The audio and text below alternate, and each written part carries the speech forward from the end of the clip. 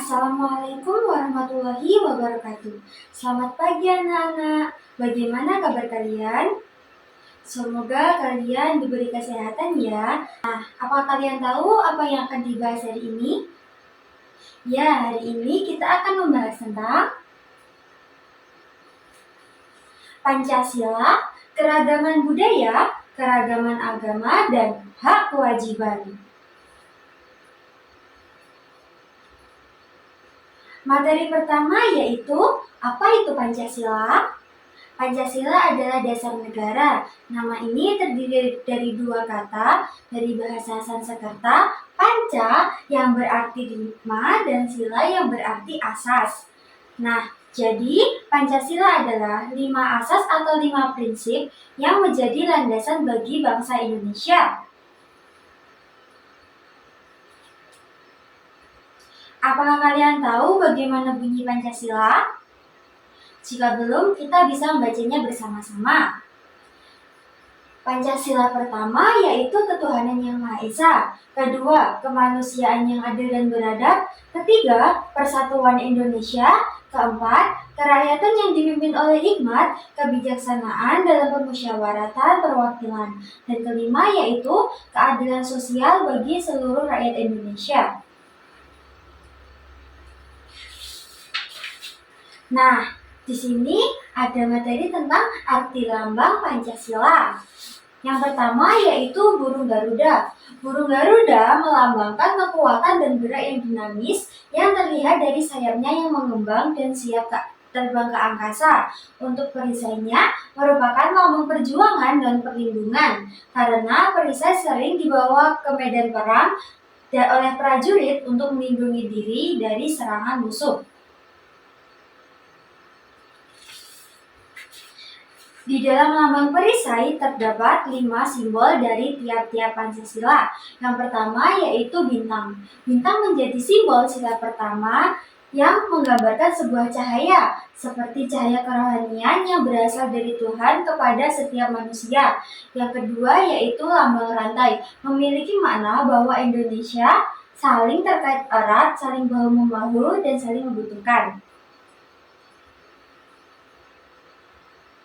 Nah, untuk simbol dari sila ketiga yaitu pohon beringin, memiliki makna tempat berteduh yang di bawahnya. Hal tersebut dikorelasikan sebagai negara Indonesia, di mana semua rakyat Indonesia dapat berteduh di bawah negara Indonesia.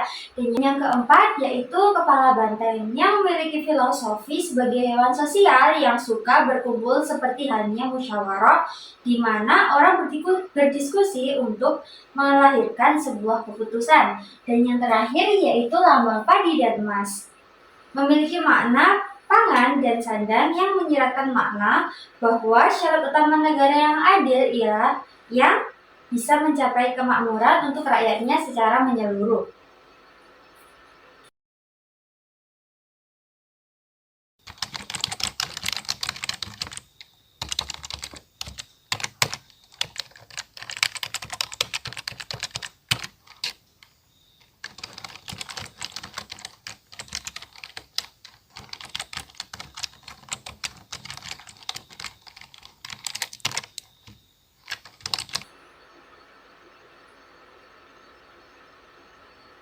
Materi selanjutnya yaitu keragaman budaya. Di sini, Ibu mengambil tentang rumah adat, pakaian adat, dan tarian adat. Yang pertama yaitu rumah adat. Rumah adat menjadi salah satu keragaman yang ada di Indonesia. Rumah adat merupakan bangunan rumah yang mencirikan atau khas bangunan suatu daerah di Indonesia yang melambangkan kebudayaan dari ciri khas khusus masyarakat tersebut. Rumah adat juga menjadi kekayaan tertinggi dalam sebuah komunitas, suku, atau masyarakat. Rumah adat juga memiliki fungsi sebagai tempat berteduh dan tempat berlindung dari binatang buas. Selanjutnya yaitu pakaian adat. Pakaian adat juga menjadi sebuah simbol kebudayaan dari suatu daerah. Selain menjadi simbol kebudayaan, pakaian adat Indonesia juga memiliki salah satu unsur kebudayaan daerah yang memiliki pesan atau nilai di dalamnya. Fungsi dari pakaian adat ada 4, yaitu sebagai pelindung dari hawa panas dan dingin, melambangkan kekuasaan, melambangkan kesucian, dan yang terakhir yaitu sebagai penghias tubuh. Selanjutnya yaitu tarian adat.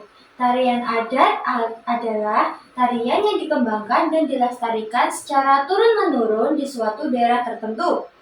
Biasanya tarian ini memiliki berbagai ciri khas yang menonjolkan falsafah, budaya, dan kearifan lokal setempat di mana tarian tersebut berkembang.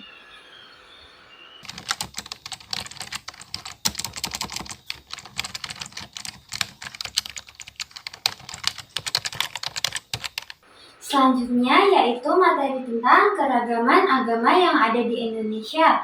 Nah, keragaman agama di Indonesia salah satunya dipengaruhi oleh letak Indonesia yang strategis dan menjadi jalur perdagangan internasional. Awalnya ajaran Hindu dan Buddha dibawa oleh bangsa India. Kemudian pedagang dari Gujarat membawa agama Islam.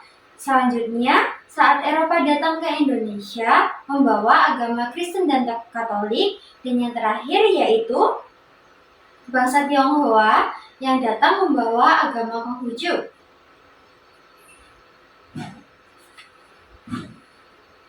Nah, di Indonesia warganya berhak memeluk keyakinan dan kepercayaan masing-masing. Karenanya kita harus memiliki sikap toleransi dan saling menghormati antar umat beragama. Di sini ada tempat-tempat ibadah bagi setiap umat beragama. Yang pertama yaitu Hindu yang beribadah di pura, selanjutnya Buddha yang beribadah di wihara, yang ketiga yaitu Islam yang beribadah di masjid, yang ke-4 dan 5 yaitu Katolik dan Kristen yang beribadah di gereja, dan yang terakhir yaitu Konghucu yang beribadah di kelenteng.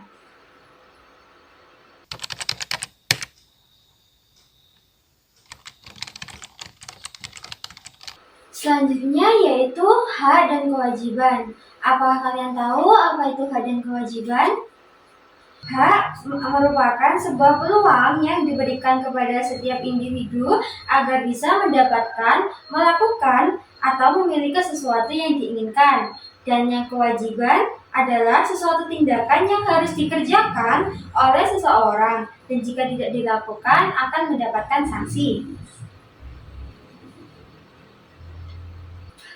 Lalu kita akan membahas tentang hak dan kewajiban di dalam lingkup anggota keluarga. Yang pertama yaitu hak dan kewajiban seorang anak.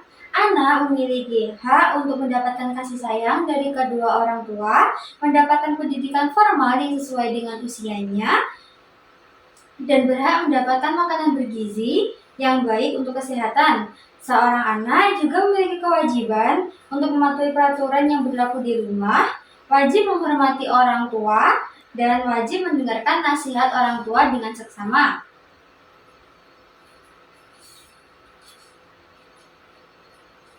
Selanjutnya yaitu hak dan kewajiban seorang ibu. Hak seorang ibu di dalam keluarga yaitu hak mendapatkan perlindungan dan pertolongan, hak memberikan pendapat dalam keputusan, dan dalam mendampingi seorang ayah. Seorang ibu memiliki kewajiban dalam keluarga yaitu wajib patuh kepada kepala keluarga yaitu seorang ayah. Kewajiban mendidik dan membimbing anak baik perilaku maupun akademis. Dan yang terakhir yaitu kewajiban memberi contoh yang baik kepada anak. Dan yang terakhir yaitu hak dan kewajiban seorang ayah. Seorang ayah memiliki hak untuk didengarkan dan memberi pendapat, hak untuk dihormati oleh seluruh anggota keluarga, dan hak untuk mendapatkan kasih sayang. Seorang ayah juga memiliki kewajiban sebagai pencari nafkah utama, sebagai pelindung keluarga, dan sebagai pemimpin anggota keluarga.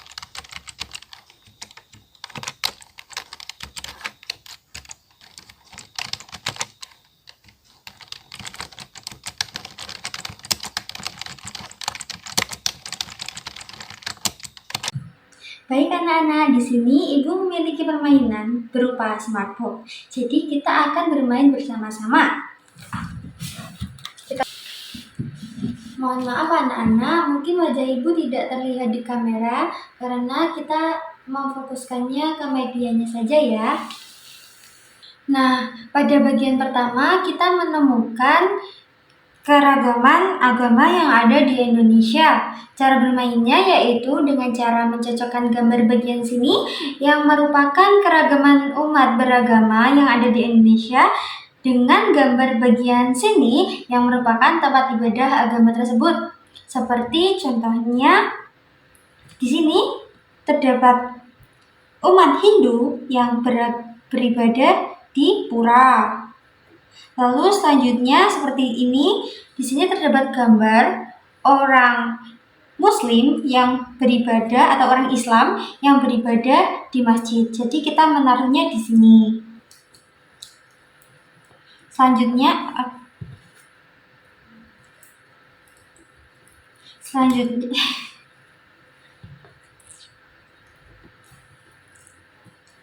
Selanjutnya yaitu umat Konghucu yang beribadah di kelenteng.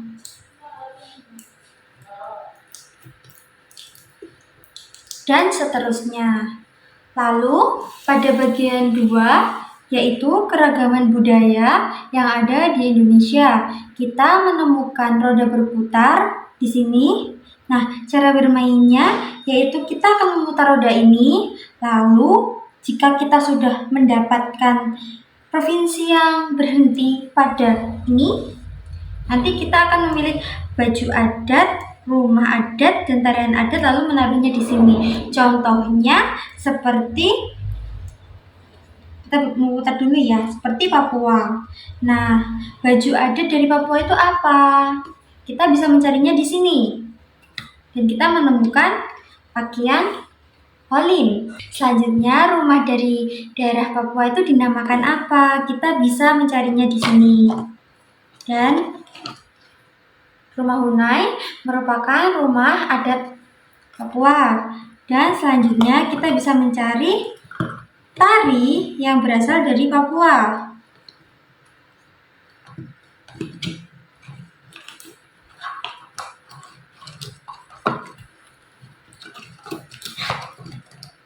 Mohon maaf ini lepas. Nah, kalau sudah kita bisa memasukkannya di sini.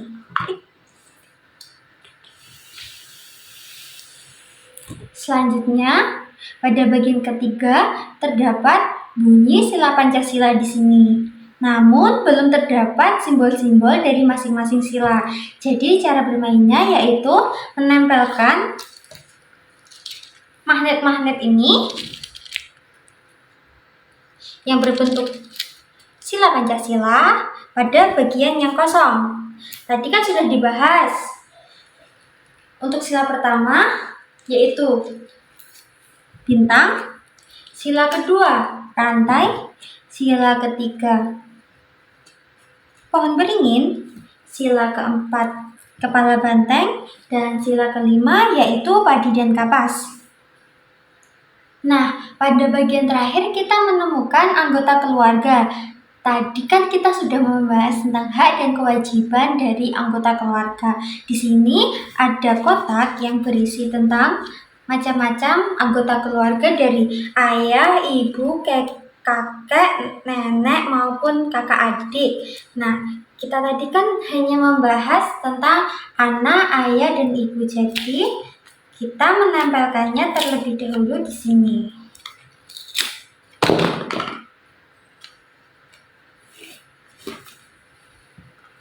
Nah, yang pertama yaitu hak dan kewajiban anak.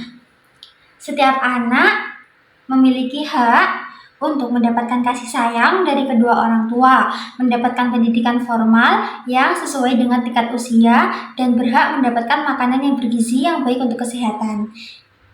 Anak juga memiliki kewajiban seperti wajib peraturan yang berlaku di rumah, wajib menghormati orang tua, maupun mendengarkan nasihat orang dengan seksama. Selanjutnya, hak dan kewajiban seorang ibu. Kita menempelkannya di sini. Apakah kalian masih mengingat hak dan kewajiban ibu itu apa saja? Jika tidak, akan Ibu ingatkan ya. Hak dan kewajiban seorang ibu dalam keluarga yaitu hak mendapatkan perlindungan dan pertolongan, hak memberikan pendapat dalam keputusan, dan hak mendampingi seorang ayah. Lalu kewajiban seorang ibu dalam keluarga yaitu patuh kepada kepala keluarga. Lalu, ibu juga wajib mendidik dan membimbing anak bersama ayah, baik perilaku maupun akademis. Dan yang terakhir yaitu kewajiban memberikan contoh yang baik kepada anak. Dan yang terakhir yang kita bahas yaitu hak dan kewajiban ayah. Hak kewajiban ayah hak ayah di dalam keluarga yaitu hak untuk didengarkan dan memberi pendapat, hak untuk dihormati oleh seluruh anggota keluarga, dan hak untuk mendapatkan kasih sayang. Dan ayah juga memiliki kewajiban yaitu sebagai pencari nafkah utama, sebagai pelindung keluarga, dan sebagai pemimpin keluarga. Baik, sekian. Baik, selesai sudah permainan hari ini, mari kita menutupnya. Dan kita bisa menggunakan di lain waktu.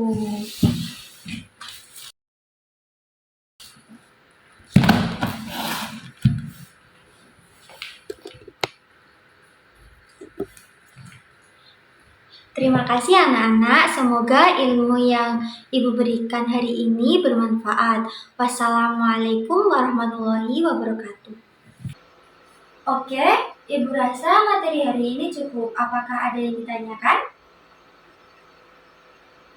Jika tidak, mari kita menutup pembelajaran hari ini dengan mengucapkan hamdalah bersama-sama. Alhamdulillahirabbil alamin. Sekian dan terima kasih. Hati-hati di jalan. Wassalamualaikum warahmatullahi wabarakatuh.